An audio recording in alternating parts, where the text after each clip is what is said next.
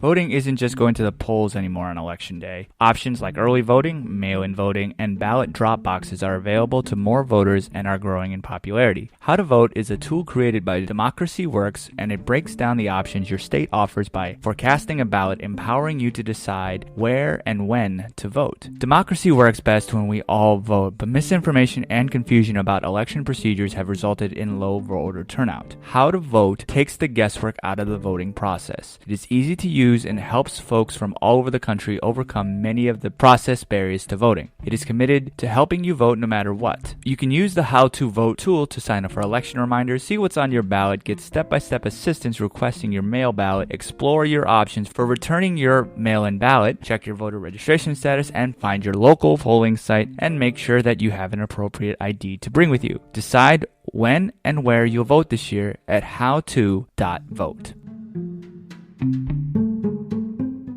Hello and welcome to the formal review. Today, we will be looking at the 2018 film, Incredibles 2. Now sit back, relax, and enjoy the review. Hey everybody, welcome back. Before I go into talking about this film, I just want to say there is going to be a little bit of spoilers, but I do say this every time. I think the best way is to go watch the film and then kind of listen afterwards, so go do that. But if you really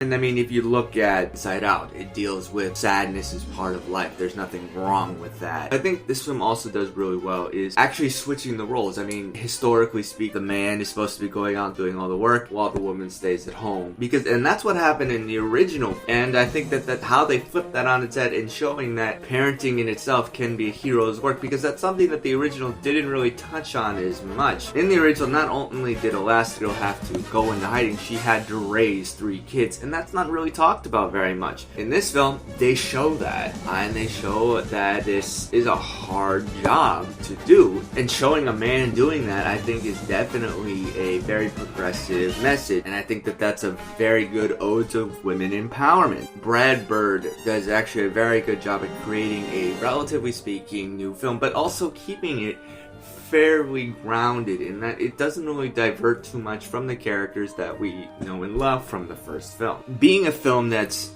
a sequel 14 years later, you could think that, honestly, you're worried about these types of films that are sequels but that take so long. I mean, when it comes to Hollywood, of doing sequels that has such a big block of time in between, it doesn't work as well. But this is one of those few films that is able to do it well, because they're able to tie in a bunch of humor, great action. The animation looks absolutely fantastic. You can tell that there has been advancements in technology. I think this film does move fairly quickly. It's about a 2 hours runtime, and frankly, I didn't feel that 2 hours passed when I was done, because this film moves really quickly. A lot is happening. It keeps you entertained. And going on to the characters, I think that this film, I think, is, again, similar to the original, is voiced really well. Craig T. Nelson and Holly Hunter both capture their characters really well, and Frozone is great by Samuel L. Jackson. I think Bob Odenkirk does a fairly good job at playing a CEO type. I think Brad Bird coming back and doing Edna Mode, I think that was a lot of fun. She's a great character. Having said that, I wish there were a few things that happened more in the film. I wish, honestly, there was a little bit more Edna Mode. She was such a staple in the original that how she was used in this film feels a little bit minuscule and doesn't really help the film in a way that she helped the previous film. It didn't seem like they knew what to do with her. This film kind of falters a little bit. It just doesn't feel the same. It's not saying that this film is bad. It's more of just there's something missing. It just doesn't seem as good. I think maybe it's because the villain did not have a strong enough backstory. They kind of rushed through it. I think that their motives seemed very, very lackluster in comparison to the first film. I wasn't engaged in their story. There wasn't much development to it, but that's such a small thing, and it may honestly be a preferential thing. This sequel doesn't really, in my opinion, match the greatness of the other Pixar films such as Up, Coco, Inside Out, Toy Story 2. This film works. I think that it's just a little bit behind the original. This movie has so much good for it. It's a rare sequel that really lives up to everyone's expectations, and a lot of fans are gonna get little Easter eggs that Pixar does in their films. They're gonna get a really fun, jazzy score by Michael Giacchino, and it's gonna have some great dialogue. It's gonna this audience think of what it means to be a superhero, and this theme, I think, is a really good one, and it'll make any audience member laugh, think, and honestly have people appreciate family. I would definitely recommend going to see it in theaters. It's a lot of fun, and I would rate this film 4.5 out of 5 bow ties.